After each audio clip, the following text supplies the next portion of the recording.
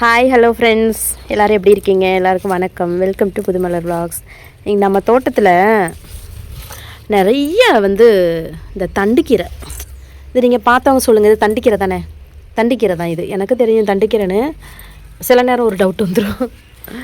மழை பெஞ்சிச்சிங்க திருநெல்வேலியில், ஒரு 2 மழை பெஞ்சிச்சு. சூப்பராக அப்படி தலை வந்து நிற்கிதுங்க. இங்கே பாருங்க கீரையை.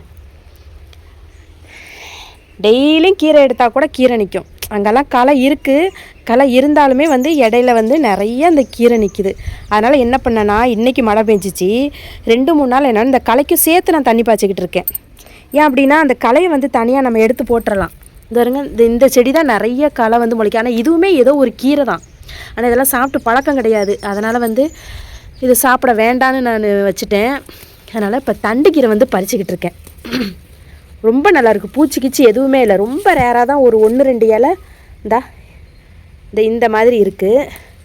இதை எடுத்துகிட்டு இப்படி நான் கிள்ளி எடுக்கிறேன். கிள்ளி இப்படி எடுத்துட்டோம்னு வச்சுக்கோங்களேன், எப்போனாலும் நம்ம அதை அடுத்தடுத்து தழுத்துரும். ஏதோ இப்போ இடையில 2 மழை பெஞ்சிச்சு. அதனால் சூப்பராக அப்படி தலை நிற்குதுங்க. இருங்க, இப்போ எவ்வளோ கீரை பறிச்சிருக்கேன் பாருங்களேன். இப்போ எங்களுக்கு 2 பேருக்கு தாராளமாக இந்த கீரை போதும். இவ்வளோ அழகாக சூப்பராக இருக்குது. இது என்ன அப்படின்னா, ஒரு 2-3 கீரை இருந்துச்சு தண்டிக்கீரை. நான் அதை என்ன பண்ணேன் அப்படின்னா, அப்படியே விட்டுட்டேன். நல்லா வளர்ந்து அதில் பூ இருந்து அந்த விதை விழுந்து எல்லா பக்கமும் விதை விழுந்திருக்கும் போல். அப்படியே மழை பெஞ்சோன்னே எல்லாம் நிறைய முளைக்க ஆரம்பிச்சிட்டு. இது கடையில் ஒரு கட்டு எவ்வளோ தெரியுமா? ஒரு கட்டு 20 ரூபா கீரை. அந்த சமயத்தில் நமக்கு ஃப்ரெஷ்ஷாக அப்படி கீரை கிடச்சிச்சு அப்படின்னா எடுத்து நம்ம யூஸ் பண்ணுறது ரொம்ப நல்லது. உங்கள் வீடுகளில் இந்த மாதிரி கீரை இருக்கா அப்படின்னு சொல்லுங்கள். அப்படியே இருந்தாலும் 2-3 கீரை விதையெல்லாம் வாங்கி இந்த மாதிரி போட்டு ஃப்ரெஷ்ஷாக நீங்கள் சாப்பிடுங்க. ரொம்ப டேஸ்ட்டு சூப்பராக இருக்கும். இதெல்லாம் எந்த பூச்சி மருந்துமே இல்லாமல் நமக்கு கிடைக்குதுல்ல. முந்தானத்து பார்த்திங்கன்னா இதுக்கு மேலே இன்னும் 2 மடங்கு நான் கீரை எடுத்திருக்கேன். 2 மடங்கு கீரை எடுத்து நான் கடைஞ்சிருக்கேன். சூப்பராக இருந்துச்சு, செம்ம டேஸ்ட்டு. நல்லா கழுவிட்டு இங்கே வா சுப்பிரமணி, நீ கீரை பறிக்க வரியா? வா, இந்த கீரை பறிச்சு தான். ஏன் நீ கீரை சாப்பிட்றியா? கீரையை நல்லா கழுகிட்டு கீரை, நிறைய சின்ன வெங்காயம், ஜீரகம், பச்சை மிளகா, கொஞ்சம் பெருங்காயம், மஞ்சத்தூள் இதெல்லாம் போட்டு நல்லா வேக வச்சுட்டு என்ன செய்யணுன்னாக்கா, மிக்சியில் போட்டு அடிச்சுக்கலாம், இல்லை மத்து வச்சு கடைஞ்சிக்கலாம்.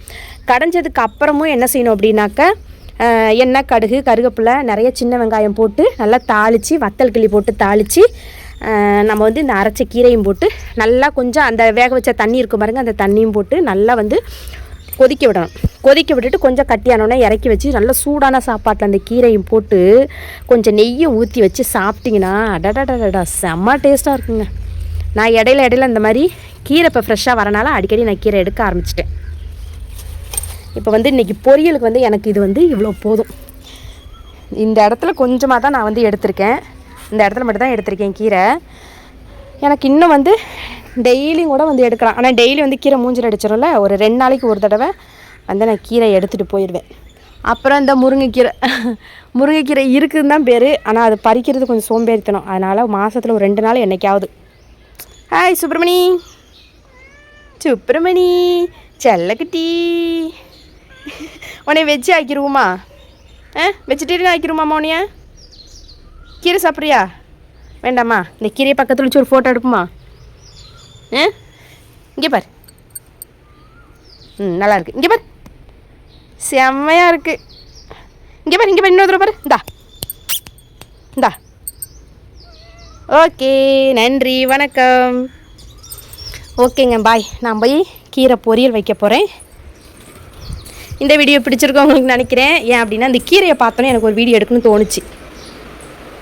இப்போ மழை பெஞ்சனால என்ன அப்படின்னா, கீரையில் நிறைய மண். அதனால் இது ஒரு 4-5 தடவையாவது நல்லா கழுகணும். இல்லை அப்படின்னா மண் இருக்கும். நல்லா கழுகிட்டு அடியில் மண் இல்லை அப்படிங்கிற பட்சத்துக்கு தான் நம்ம சமைக்க ஆரம்பிக்கணும். இப்போ வெளியிலேருந்து வாங்கினோம்னா அவங்களே கழுகி வச்சுருவாங்க. இருந்தாலுமே அதுலேயுமே அவ்வளோ மண் இருக்கும். இப்போ வீட்டில் பறிச்ச கீரை தான், ஆனால் இதுலேயுமே நிறைய மண் இருக்கும். நல்லா கழுகிட்டு தான் நான் இன்றைக்கி பொரியல் பண்ண போகிறேன். ஓகேங்க, இன்னொரு வீடியோவில் பார்க்கலாம். இது சத்து மாவு கஞ்சி காய்ச்சறேன் என் பையனுக்கு. அப்புறம் என் வீட்டுக்காருக்கு ஒரு டம்ளர் கொடுக்கலாம் அப்படின்றதுக்காக சத்து மாவு கஞ்சி காய்ச்சிக்கிட்டு இருக்கேன். இந்த சத்து மாவு வந்து கிடச்சிச்சின்னா எனக்கு இப்போ தான் கிடச்சிச்சு. குழந்தைகளுக்கு கொடுங்க, நல்லா விரும்பி சாப்பிட்றாங்க. ஆனால் இதில் நல்ல இனிப்பு போட்டிருக்காங்கங்க, பயங்கர இனிப்புங்க.